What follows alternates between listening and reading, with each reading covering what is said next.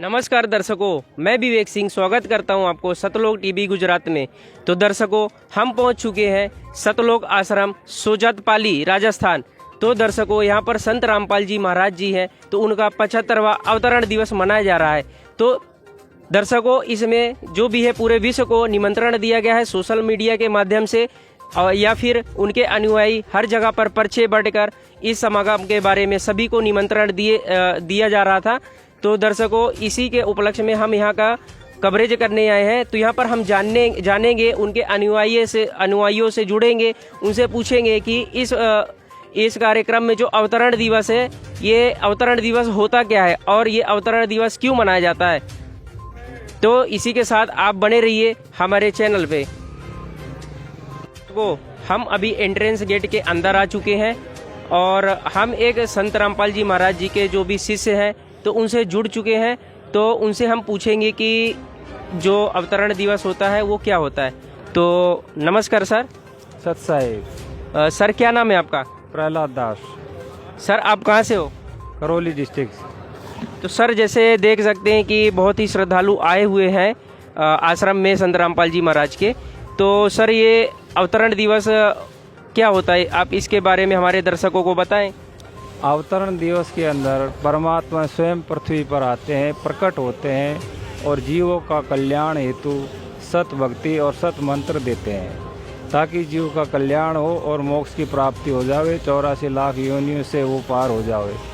बाकी सब 12-13 आश्रम संत रामपाल जी महाराज के चल रहे हैं, उसमें पूरे आश्रमों में श्रद्धालु अपनी श्रद्धा से संत रामपाल जी महाराज का अवतरण दिवस मनाते हैं।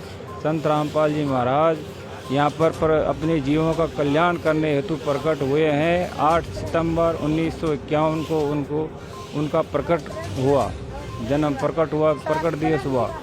तो उस दिवस से लेकर आज तक सारे शिष्य अपनी श्रद्धा से गुरुदेव को भगवान मानते हुए उनका अवतरण दिवस मनाते हैं।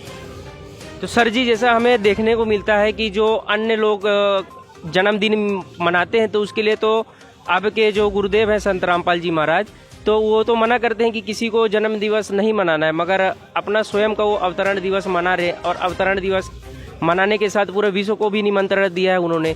तो ऐसा क्यों है, आप इसके बारे में हमारे दर्शकों को बताएं। ये बढ़िया क्वेश्चन किया सर आपने कि प्रकट दिवस और जन्म दिवस में बहुत आसमान और ज़मीन का अंतर है। तो जीव का जन्मदिन मनाना एक पाखंडवाद है और कुरीति है। इससे जीव का जन्मदिन मनाने से जीव पूरे विश्व का कल्याण नहीं कर सकता। सिर्फ परमात्मा ही पृथ्वी पर प्रकट होते हैं और उनका कल्याण करते हैं, इसलिए उनका अवतरण दिवस मनाना बहुत ज़रूरी है। संत नहीं हो पृथ्वी पर तो ये पूरा पृथ्वी जल के राख हो जाएगा। ठीक है सर, धन्यवाद।